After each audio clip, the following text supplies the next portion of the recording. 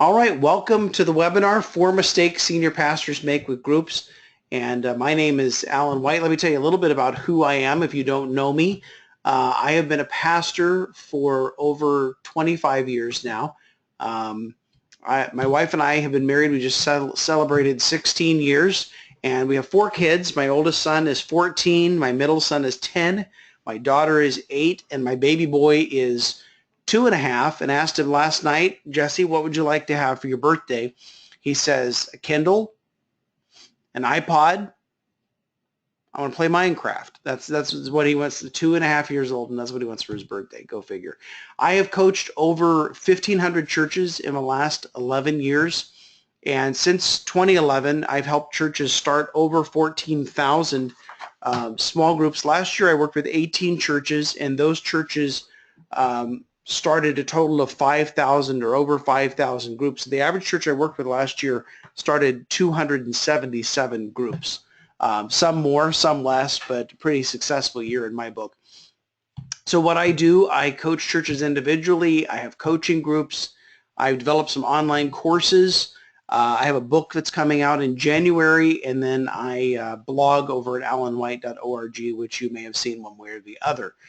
You can find me on the internet, Twitter, I'm at Alan White, and then Facebook at .com/Alan White. Consulting, if you want to find me in social media. I've also worked with churches to help develop, produce, write various small group curriculum projects. Hope Rising was a project we did with Gene Apple a few years ago. Gene is at Eastside Christian Church in Anaheim. And they handed out a copy of the study guide to everyone who attended Easter called Hope Rising. And they were able to start 460 groups in their church. They're about 7,000 on the weekend. A few years ago, worked with Dr. Tony Evans, developed a curriculum called Destiny based on his book by the same name. And Dr. Evans at Oak Cliff Bible Fellowship in Dallas recruited 500 leaders using this curriculum.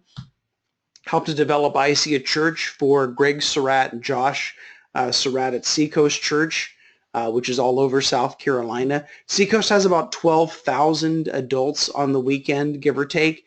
And with this I See a Church curriculum, they actually connected 94% of their 12,000 adults into groups. I worked on some projects for Wilfredo de Jesus, more commonly known as Pastor Choco, largest Assemblies of God church in the country, doing both English and Spanish. Helped the Association of Related Churches, we were just talking about, develop life-giving relationships a few years ago. I wrote the discussion guide for Doug Field's intentional parenting curriculum. I also had the privilege of leading the team that developed the small group curriculum for the Daniel Plan. And that meant everything from coordinating the production crew and the writing team to, actually there's a picture of me, not a very good picture, of me doing some interviews for the Daniel Plan curriculum and for Rick's book. One of my staff snapped this picture and posted it on Twitter, and I looked at that and I thought, oh my goodness, I was the fat guy at the Daniel Plan shoot. So I actually started doing the Daniel Plan, and I lost 38 pounds. So, and there's the book, has my acknowledgement in there somewhere. You can see it. It's very small print, but I am in there. All right, most recently I've been working with Chip Ingram at his church, Venture Church in Los Gatos, California, in Silicon Valley, and also with his national ministry, Living on the Edge. I've done 3 projects with Chip. One was called Holy Ambition that we launched last fall, and Venture Christian has about 2,200 adults on the weekend, and we actually started 400 new groups in this church of 2,200, and it was a pretty exciting run. So let me tell you a little bit about my journey in launching groups and how I did this at times without my senior pastor and how I did this with my senior pastor and what I learned about in the process. And then we're going to get into the 4 mistakes. All right, so here we go. I graduated from seminary in 1990 when Paisley ties were in style, and went out to a church in Northern California called New Life Christian Center in the Central Valley near Modesto, to a church of about 300 people. I was there for about 18 months, and my senior pastor, who was the founding pastor of our church, some things were found out about him and he had to resign. So all of the staff left except for me, and all of the people left except for 85. And at the very end of that year, our new pastor was called. He was 30 years old at the time. I was 28. And to say that we were green was definitely an understatement. The very first part of 1993, he took me down to a conference this guy had never heard of before, Rick Warren, doing this thing called the Purpose-Driven Church. And there's a picture of Rick Warren on the set of the Daniel Plan. And, we heard all about the Purpose-Driven Church. I literally had not heard of Rick Warren before that. I know it seems strange now. But we were so excited to hear about all of these things of how Saddleback grew and the things that they were doing. But to be honest, we went back home and looked at our 85 people and we thought, how in the world are we going to pull this off? And so we began to build it a piece at a time, and the church began to grow. I served at this church for 15 years, and so by the end of my time there, we'd gone from 85 to about 1,500. They're about 3,000 and some now, and they're actually in a building program and all of that fun stuff. But one of the things we learned as the church was growing was something Rick Warren says, that the church has to grow larger and smaller at the same time. And so we needed to grow larger numerically to reach our community. But then we also, we had experienced that, everybody didn't know everybody. And then we got to 2 services and 400 people or so. And then people felt like, well, I can't even find the people that I do know. And so we began to implement small groups. And my plan at the time was we would start with about 10 groups. And then all of those groups would raise up an apprentice. We would split those groups up and we would have twice as many groups. And then we would add some more. And within a few years, probably 5 years, we'd be caught up with the current and future growth of our church. The reality was it didn't work out that way at all. In fact, 7 years later into my 5-year plan, we began to realize that we were stuck.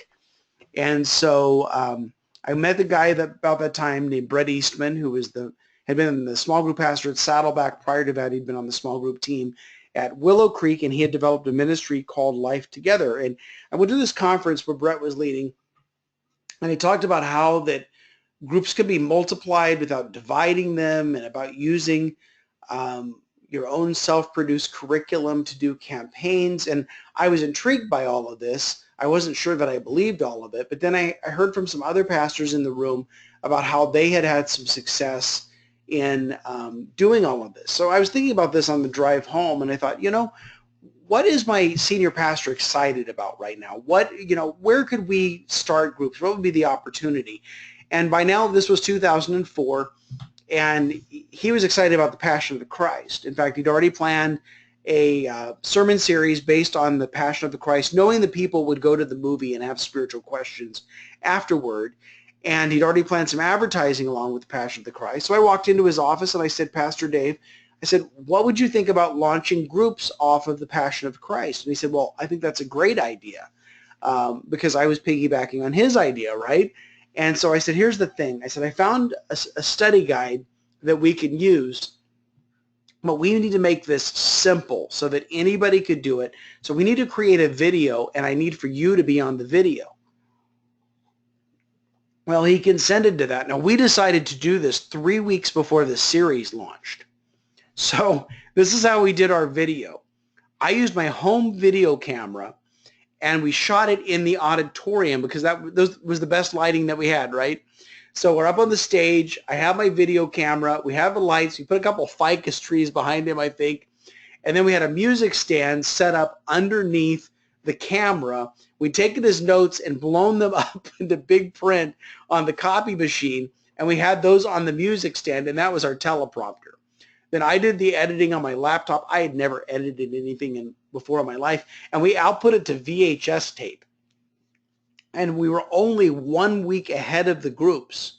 So we would shoot one, and the groups would need it the following week. We did this for 6 weeks in a row, but we pulled it off. I had to do this little tape exchange in my office every week where they would bring in last week's tape. I would give them this week's tape, and then I would take last week's tape to the duplicator, and that would become next week's tape. But here was the key to it. When my pastor stood up on a Sunday morning, and he said, we've prepared these materials for you. If you would open up your home, then we will help you get your group started. We doubled our groups in a day. Now bear in mind, it had taken 7 years to get to the point where we were, and then we doubled our groups in a day. This series was before Easter in 2004. We did another series after Easter with a curriculum we purchased. And then we did a third series in the fall. By the time we got to the fall of 2004, we actually had 125% of our average adult attendance connected into groups. Now, part of that was, this isn't funny pastor math, part of it was that not everybody who attends your church comes every Sunday. So that worked in my favor. But the other thing we found was people didn't have to invite only church people. They could invite whoever they wanted to be part of these groups. So we had groups that were meeting in break rooms at work. We had groups that were meeting in coffee shops. I had one group that met on a commuter train that went from Stockton, California to San Jose every day. And every Tuesday morning, the group leader, her name was Jennifer, filled up an entire section of the train with people doing a Bible study. So it was interesting once you gave people permission and a little bit of opportunity of where they would take this. About 9 years ago, I left New Life after 15 years, and about 9 years ago came to the Greenville, South Carolina area where I served at Brookwood Church. Brookwood's a church of about 6,500 on the weekend, and they already had a lot of groups and classes and things going. But in the time that we were there, developed several series. I mean, recruited hundreds of leaders at a time. And I think when I left, about 78% of our adults were connected into a group. Now, I was only there 4 years, so we didn't get it was quite the run that we hit at the other place. But it was actually really good success. Let me tell you about Van Dyke Church. This is United Methodist Church just north of Tampa, Florida. And I met them about 5 years ago. They're a church of 1,800 adults. And at the time that I met them, they had 400 adults in groups. We created curriculum with their team, and the first series we launched in the fall of 2011, they went from 400 adults in groups to 1,000 in groups. Then we turned around, we did another series, launched it in January of 2012. We went from 1,000 people in groups to 1,600 in groups. And then they did a third series. They were kind of animals. They did a third series that launched after Easter in 2012, and they went from 1,600 people in groups to over 2,000 people in groups in a church of 1,800. So that's the kind of growth, that's the kind of experience that I've been seeing over the last 5 years as I've been working with churches. So let's talk about these mistakes. And senior pastor, sorry I got to pick on you, but I mean, this is it. So mistake number one is relegating small groups to a staff member. When I was the small group champion at my church as the associate pastor, when I was the small group champion, I handpicked leaders for 7 years. Only one group developed an apprentice and started a new group. And the result was that 30% of our adults were connected into groups, and only just a little less than 4% of our adults were leading groups. And that was the result of me being 100% in charge with promoting and encouraging people to get into groups. When my senior pastor became the small group champion of groups in our church, starting with that Passion of the Christ series, we doubled our groups in a day. People opened their homes to host groups or gather their friends to do a study. The result was we had 125% of our adults in groups, and 13% of our adults were leading groups, and that is a highly significant number. To go from less than 4% to having 13% of our adults leading groups is what enabled us to reach beyond our congregation and into the community to connect people into groups. So two big things happened. We went from having 30% of our adults as members of groups to having nearly 40% of our adults lead a group for at least one 6-week series. And this was over an 18-month period. Now, not all of them decided to continue, but 13% did. But that was significant in at least giving it a try and finding out if this is something that they wanted to do or not. Here's the other thing. I have never recruited another small group leader since 2004. And I still served at New Life in California for a few more years, and I served at a whole other church in South Carolina for 4 years, and I did not recruit a single leader and haven't, in the last 12 years. and I wouldn't if I joined the staff of another church. Small group pastors, if we said the exact same thing that the senior pastor said, if we used the exact same words, the exact same script, then small group pastors will get 30% the result of their senior pastors. And you know why I know this is true? Because I would script out for my senior pastor what they should say on Sunday. And they would stand up on the stage and say the exact same words that I did. And we would have hundreds and hundreds or dozens and dozens, depending on the church, of people say, yes, I want to lead a group. But if I had made the same announcement, I only got 30%. How do I know that? Because I worked for 7 years and only had 30% of people in groups. So the senior pastor has got to be the champion. See, if only the small group pastor is recruiting, it brings frustration from all sides.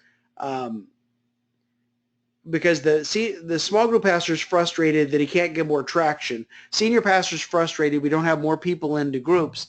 And so there's no sense in having all of this frustration.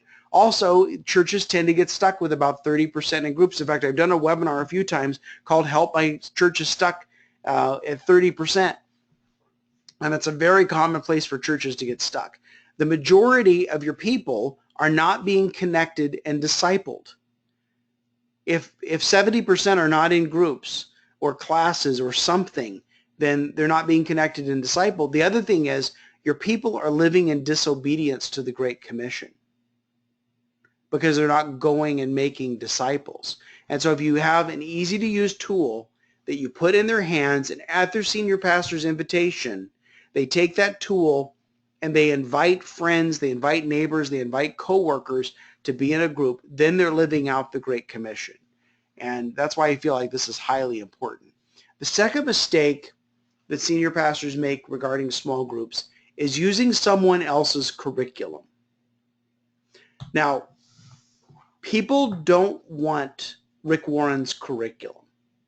They want your curriculum. I have nothing against Rick Warren. I have a great deal of affection for Rick Warren. You may love me or hate me for making that statement. I mean, his 40 Days of Purpose, The Purpose-Driven Life is the second best-selling nonfiction book of all time. You can't argue with that. Great guy, great church, love him to death. But here's the deal. When we did 40 Days of Purpose 14 years ago, we had a small group curriculum, and the curriculum was connected to what was preached on the weekend. So the themes from the weekend were the same as the themes in the curriculum. And then the senior pastor would get up and invite people to open up their homes and to lead groups. So Tim, I put the senior pastor on there just for you. And so I knew you were coming today. And so what we thought was, because we were using Rick Warren's curriculum, but that's what got all of these people interested in leading groups and being involved in groups or what have you. But here's the reality. This was not the secret. The secret was not using Rick Warren's curriculum. The secret was the senior pastor leading the charge. How do I know that?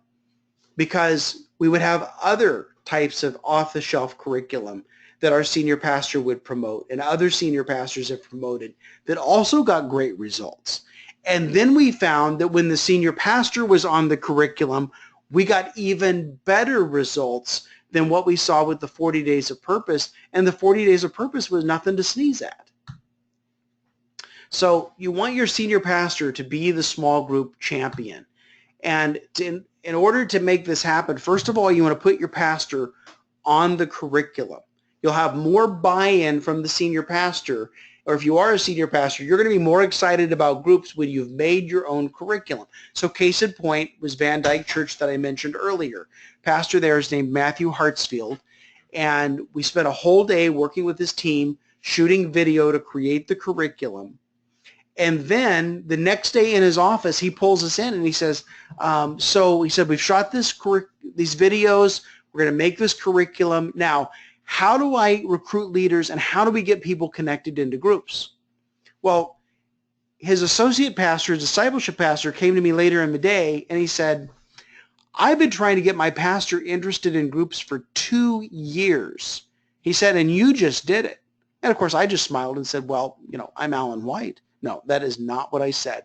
But But what happened was, because the pastor had made an investment, now he wants to make sure there are people to lead these groups and make sure there are people to fill these groups. And he was more interested than ever in getting people connected into groups. Here's the other thing. Your people will be more interested in joining a small group and being part of a study if your pastor is on the curriculum. Because if your people are not connected to each other, the reason that they attend your church, other than Jesus Christ, is because of your senior pastor. They like his personality, they like his teaching, they like his style, they laugh at his jokes. That's the reason that they're there. Now, a word of caution. Don't mention this to your worship pastor because it'll break his heart.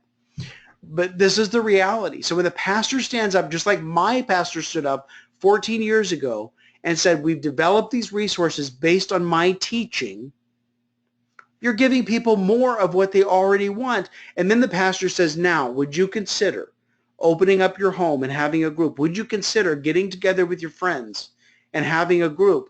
Then people respond to that because you're giving them direction and you're giving them more of what they already enjoy. All right, so how do you create curriculum? Well, you need somebody to run a camera, and you may have staff that does this. You may have volunteers in your church that do this. I had one pastor up in Washington State that his videographer was his 15-year-old son, and he did a beautiful job. You need somebody who's going to edit the video. You need somebody that has the ability to write.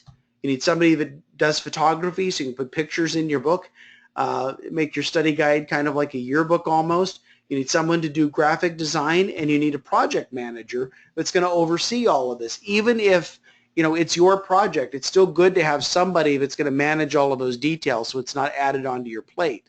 Now, what I would say with this is you can survey your congregation. I do an assessment where we ask people if they have interest or ability in these areas. You can ask for a show of hands or fill out a card. But once you have people that say, okay, I can do video, I can do writing, well, you want to ask them for a sample of their work, because just because somebody likes doing something doesn't mean that they're any good at it. I mean, we know this from the worship team. Just because you like to sing doesn't mean we should put you on the stage with a microphone, right? And then a graphic designer, a photographer, they're going to have a portfolio. A writer is probably going to have a blog. A videographer is going to have a YouTube channel. Project manager is going to have a list of projects they did for their company or as PTA president or something. And so you want to see, okay, what have you done? And then you want to commit to doing one project with them and see how it works out. Did it turn out all right? Did it meet your expectations? Were they easy to work with? And if it's yes to all of that, then you invite them in to come and join you for another project. If it wasn't a good experience, or they were difficult, or they weren't on time, or they didn't do a very good job, you thank them for fulfilling their commitment. And then you move on. And you don't have to fire them. They only signed up to do the one project. Let me tell you about a church called Dallas Baptist Church in Dallas, Pennsylvania. This is the picture of their church off of Google. And this is a church of 50 people. In fact, their pastor was on a webinar I did a couple weeks ago, a guy named Jerry Branch, and he actually came on to learn new ideas about curriculum. They produced their own curriculum with an entire volunteer team. So the roles that I just described to you, he asked in the congregation, who could do video?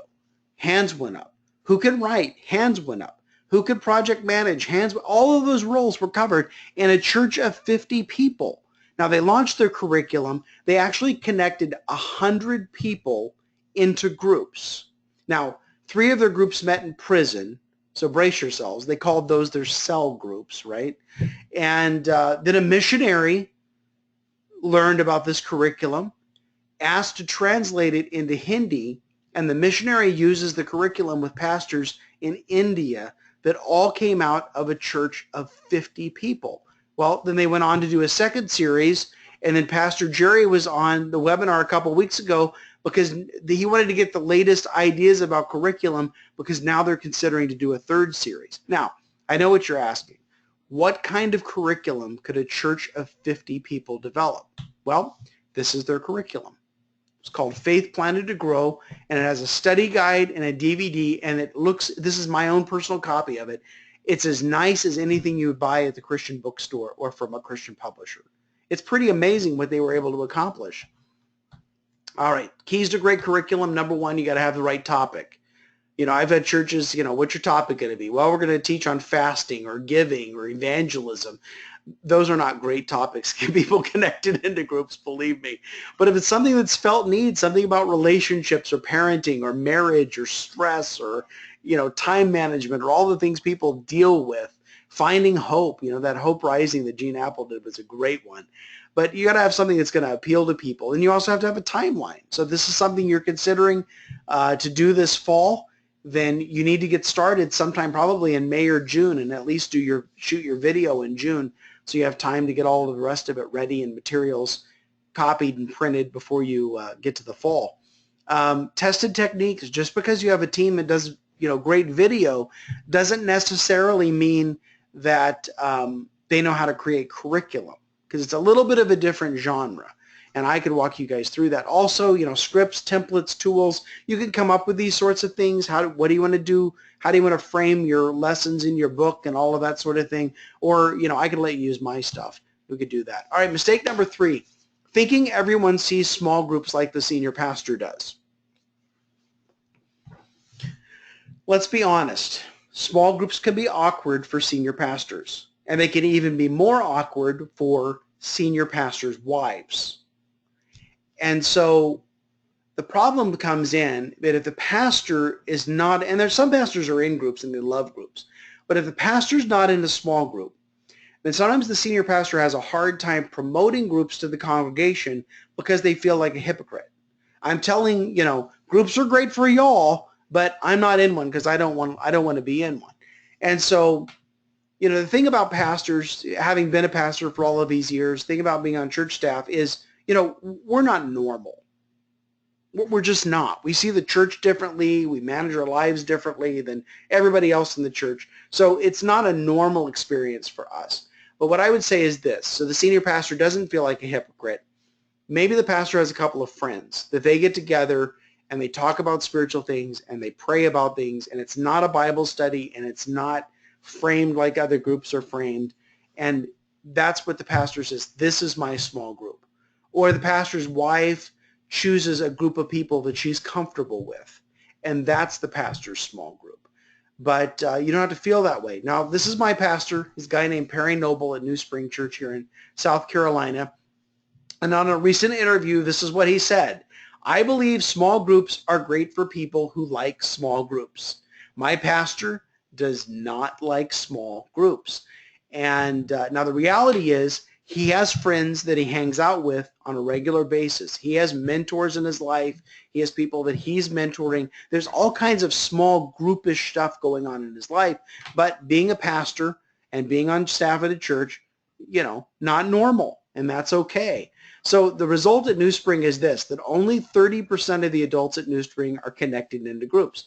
30% is seeming a little obvious right now. Now, bear in mind, 30% of the adults at New Spring is still about 10,000 people, but they're not doing exactly what they could be doing, and I've had this conversation. So people sign up for groups at a kiosk or a website, and only about 30% of those signups result in someone actually getting connected to a group. So it's just, Perry's not there, church is not there. I'm not going to say anything else to them until they are there, but that's one of the main reasons is the pastor doesn't feel like the group is for him, so he doesn't want to, so groups may not be for other people either, so he doesn't want to push it broadly. Mistake number 4, not realizing the benefit of small groups in their churches. So what do pastors worry about? What keeps them up at night? Pastors worry about attendance, about spiritual growth, about closing the back door, about outreach, and about finances. Now, I could give you stories, but I'm going to give you research instead. So 2 books that I've been looking into recently.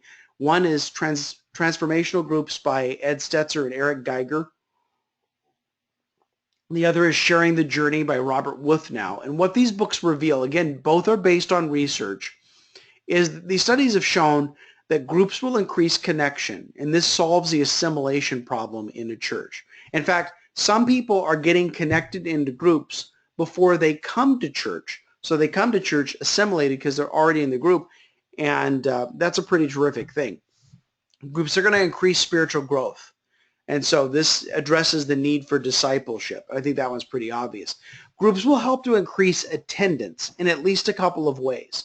One is that if you're doing a small group study that's aligned with the weekend service, people will tend to show up on the weekends during that study because they know that the weekend message is tied to what their group is doing. And so their attendance will be more consistent. The other thing that happens is a lot of those friends and neighbors and coworkers and other people that your members will invite into their groups have never been to your church before.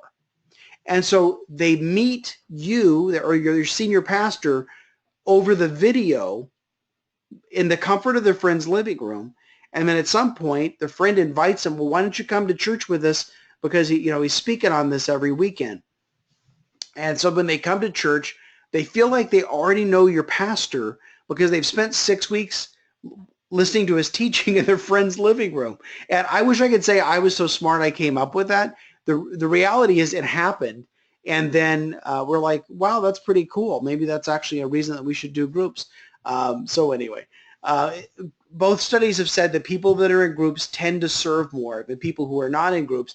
And people that are in groups tend to give more financially than people that aren't in groups. So now I'll tell you a story. I was working last year with a church in Harrisburg, Pennsylvania. And they launched a series after the New Year last year, and then they did another series after Easter. And then they went back and compared the first 6 months of 2015 with the first 6 months of 2014. And the only noticeable change they did in their ministry was that they launched the two series in 2015. What they found was, comparing those same time periods, was that in 2015, their attendance had increased by 7.5%, and their giving had increased by 7%. And the only thing they did differently were these two church-wide series with their pastor on the video and getting people connected into groups. And that was a very concrete result of that effort. This is Pastor Troy Jones. He's at New Life Center in Renton, Washington. New Life is a church of 2,500 adults. They had 100 groups when I started working with them. And for a church of 2,500, 100 groups is not too shabby. Now, we produce curriculum with them. We introduced some new strategies to get people connected into groups. And the end result was they added 400 new groups. So now we have a church of 2,500 with 500 new groups. And Pastor Troy saw the ability to get people connected into groups and then begin to grow the congregation from groups first and then coming to the weekend. And so his goal is to launch 1,000 groups in his church of 2,500 people. And I don't think they're going to be 2,500 for very long.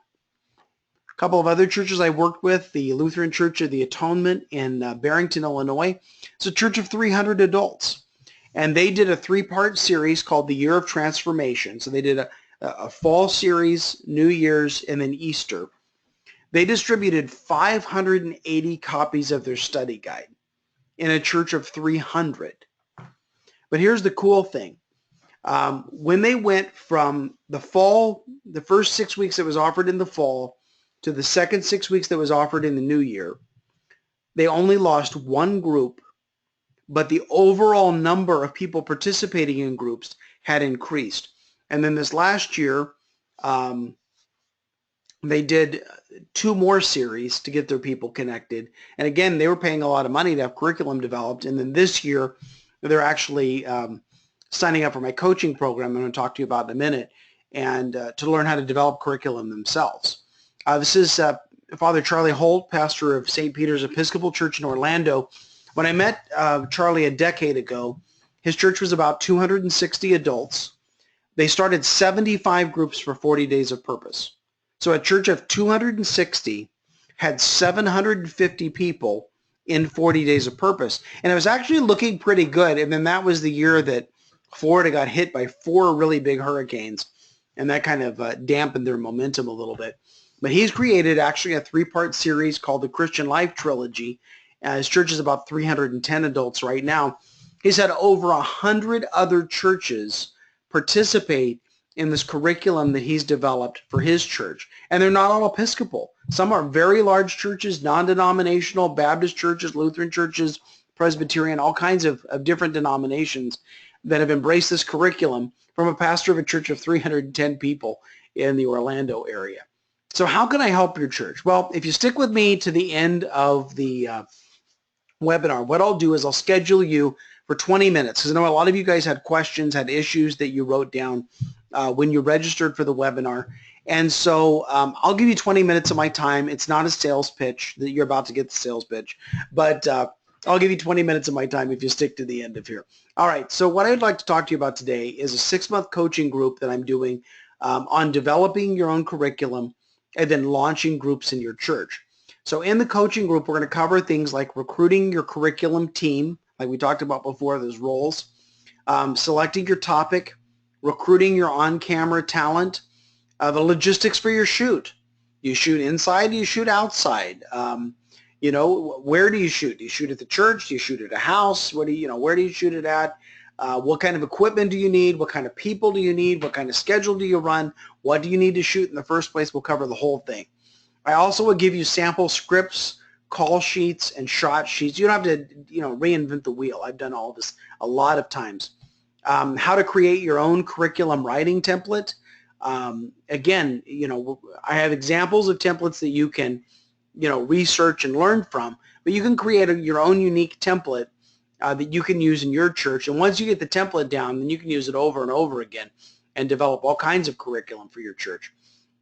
And also have a team of experts in every aspect of curriculum production. So there are some weeks, I can speak to all of the topics related to curriculum production because I've done it. But let's say we have a week that we're going to talk about shooting video. And so your production people, staff or volunteers are on the call. And then I would bring in a friend of mine who has his own production company. And he would talk about equipment and lighting and audio and all of those details so they would learn from it. Same thing with writing. I would bring in a writer that's developed many, many different small group curricula with me. And he would give tips on writing. Same thing with graphic design and all of these areas. So it's not just me. It's a whole team of people that would be working together. Also, selecting a printer or a duplicator. How do you get that done? Or maybe you also want to offer things streaming online. And so some people just do downloadable resources with a link to Vimeo or YouTube or Right Now Media or something like that rather than doing physical books and DVDs. But, it's kind of a split depending on the part of the country you're in. I surveyed a church in Florida. 24% of their adults still use DVDs. But then I surveyed a church in Texas, and 75% of their adults still use DVDs. So you need to find those kinds of things out before you get into this so you know that you're doing the right format. And probably have to offer some combination of both. We'll also cover how and when to launch your series. So once we walk through how to develop the curriculum, then how do you get coaches that are going to support leaders? How do you recruit leaders? How do you connect people into groups, not just for a one-shot deal, but how do you connect people in such a way that they want to stay together after the series is over? What do you offer when? How do you do all of this? I'll cover all of this in the group. How to recruit leaders, how to form groups, how to support your groups for ongoing success, how to track your groups and measure success. What does a win look like? Some deliverables in this will be goal setting and strategic planning for your church. So even though this is group coaching, we would actually customize it to the needs of your church and give you executable timelines and support to achieve your goals. And in the regular meetings of the group and the individual meetings we would have would also provide a little bit of accountability so you have space to think about what you're doing and then make sure that that you're executing your timeline in a way that things are going to get done in time. You would have regular teleconferences with other churches and with me, plus monthly one-on-one calls. We would have a private Facebook group. I do this with the other groups that I have where rather than just send me an email and I give you an answer, we just talk about it in the Facebook group and then everybody can share in the learning of that. You would have lifetime access to the recordings of the group meetings. We give you, again, tools, samples, intellectual property of things that I've used to create curriculum in the past. You would also get the additional pre-published manuscripts of my book. I put the first chapter out there. Some of you might have downloaded that. But I would give you the additional manuscripts to my book. I use this as well as online courses to prepare for meetings. So I don't lecture in the meetings. In the meetings, we roll up our sleeves and talk about how's this going to work. But in between, I would have you, view a session of an online course or read a chapter from the book, and then we'd get together and discuss, okay, now how's this really going to work? The group is going to start in May, and it would be for a September, October launch. Some people are going to join in May, and they're not going to launch until January, but they want to study this a little more and have a little more lead time. Either way is fine. But if you're ready to go, we'll start in May, and we'll have a series ready to roll out in the fall. If you decide to join the coaching group, I have a few things that I can offer you. I have a relationship with church teams that if you're looking for a small group database or actually a whole church database, I can have them waive the setup fee, and that can be a discount to you. We would also have lifetime access to my online courses. I'm doing about 6 courses a year, and so you would have access to all of those. And also you would have a regular one-on-one consultation with me. So if you add up all the bonuses, it's just over $2,000 of bonuses. So how much does it cost? Well, you could do the coaching group in one of 3 ways, or do the coaching in one of 3 ways. The first is it would be 6-month group coaching with the monthly one-on-one calls. We would meet as a group twice a month. We would meet one-on-one once a month, and then we would meet offline in the Facebook group or whatever the questions come up. And so the 6-month group is $1,497.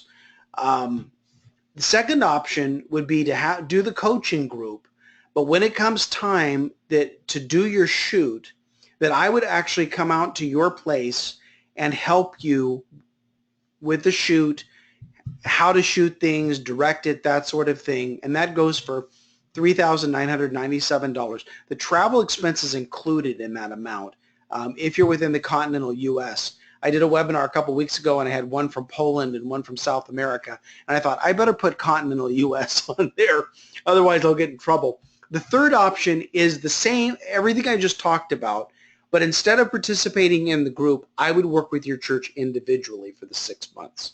So you would have access to everything that the group does, but it would all be made up of individual conversations between me and you and your team. And so this is $11,997. It includes the on-site direction and includes the travel costs. So what you're getting, if you sign up for the 6-month group, the option 1, with the church teams offer, the online courses, the one-on-ones, it ends up that I'm giving you more than what you're paying for. If you get into this and you're like, this is not what I thought it would be, this is not helpful to us, well, within the first 30 days, if you really want out, I'll give you your money back. Simple as that. There's an additional bonus, and that is if you decide to sign up for the coaching group in the next 7 days, I will give you my online church assessment. I had a church yesterday that signed up for this, and they're paying $1,200 for this. I'm actually, they're local, so I'm driving to their place and meeting with them for a day. This assessment would be done, over GoToMeeting like we're doing now. And so that assessment is an additional $650 value because I'm not flying out to your place. But anyway, and you would have access to everything now instead of waiting until the group starts. So if you add that in, what I'm trying to show you here is the value of the coaching is really closer to $3,000, but I'm doing this for a little less than $1,500 because I don't have to charge. I used to do coaching and work with churches individually, and I'm not kidding you. Those churches paid anywhere from $2,000 to $5,000 a month for 12 months for my coaching, but I was working with somebody else in another organization, and those are the kind of prices that they commanded. Now I work by myself. I empty my own trash. I sweep my own floor. I send out my own emails, but I don't have to charge as much, and so I can make this coaching available to churches at a much more affordable rate. So you know what? Don't spend $25,000 developing one curriculum, because what I can do with the coaching is give you a printing press, and you can continue to develop curriculum once you learn how to do it from now until however long you want to. you won't owe me another dime, and your church would be equipped because you made the investment to learn how to create video-based curriculum, that you could just continue on and do this forever. All right, so if you're interested, the next step would either be to email me, alan@alanwhite.org, or my cell phone number is on there. You can give me a call, and we'll talk about, maybe next step of you guys getting into the coaching group if you're interested. All right, so I'm going to leave that up there, and I am done with my presentation. So what I'll do is I'm going to